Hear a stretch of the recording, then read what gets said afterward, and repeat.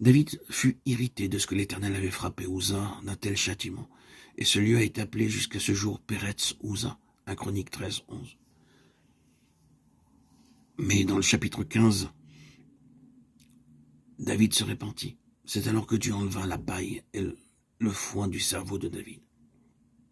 Ce que nous appelons sagesse et intelligence, Dieu le regarde comme de la paille.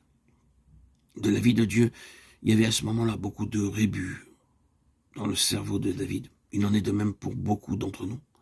Extérieurement, nous sommes très intelligents, mais nos cerveaux sont pleins de rebut, que nous appelons sagesse et intelligence selon ce monde. Dieu doit utiliser toutes sortes de moyens pour délivrer nos cerveaux de tous ces rebuts. Dans ce but précis, Dieu permit même à Saül de persécuter David pendant plusieurs années jusqu'à ce qu'il ait appris à marcher et à demeurer dans la volonté de Dieu, dans les moindres détails de sa vie. Des fils de Kéhat, Uriel, le chef, et ses frères, 120. Des fils de Merari, Asaja, le chef, et ses frères, 220. Des fils de Gershom.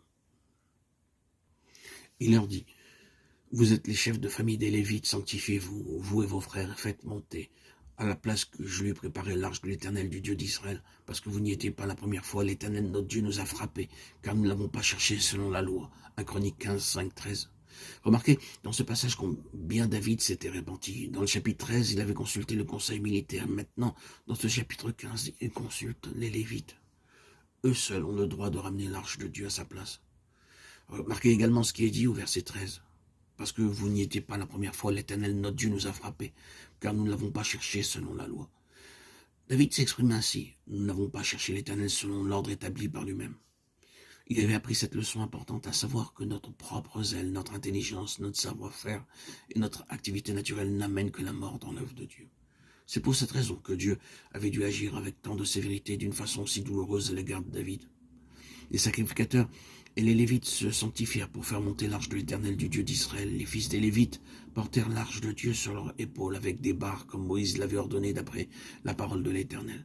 1 Chronique 15, 14, 15. Dans Nombre 4, 10 à 12, il nous est dit clairement comment, selon les instructions de Dieu, l'arche devait être transportée. Et désormais, l'arche fut portée conformément à l'ordre établi par Dieu. 1 Chronique 15, 17 à 25, 28. Lorsque l'ordre divin est respecté, la joie éclate partout de toutes sortes de manières. De nos jours, on peut voir de nombreux serviteurs de Dieu qui utilisent de multiples moyens, des expédients mondains pour rassembler davantage d'argent.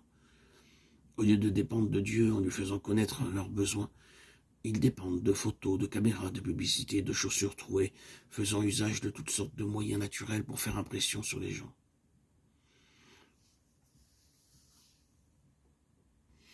Il peut nous arriver d'employer toutes sortes de moyens humains, terrestres et mondains pour attirer des gens dans les réunions, les assemblées.